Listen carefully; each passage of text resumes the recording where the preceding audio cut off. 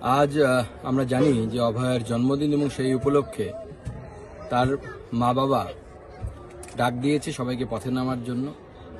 আজকে সেই অভয়ার স্মৃতিতে আমি মহাকুম্ভে তর্পণও করলাম এবং এই মহাকুম্ভের পবিত্র মাটিতে যে ক্যাম্প তৈরি হয়েছে সেখানে একটি আম গাছও রোপণ করলাম।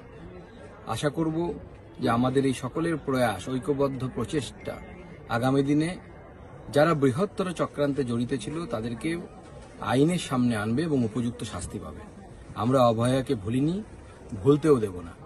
যতদিন প্রয়াগ থাকবে ততদিন অভয়ার নাম মানুষের মনে থাকবে। আমি আজকে আমার মেয়েদেরকে সাথে নিয়ে আজকে এই গাছ, আম গাছ এখানে রোপণ করলাম। প্রত্যেকটি মেয়ে আমাদের সমাজে, আমাদের বাঙালি সমাজে, বাঙালির ঘরে এক একটি করে সম্পদ এবং এক একটি করে লক্ষ্মী। এই লক্ষ্মীদের রক্ষা করার জন্য সবাই এগিয়ে আসুন।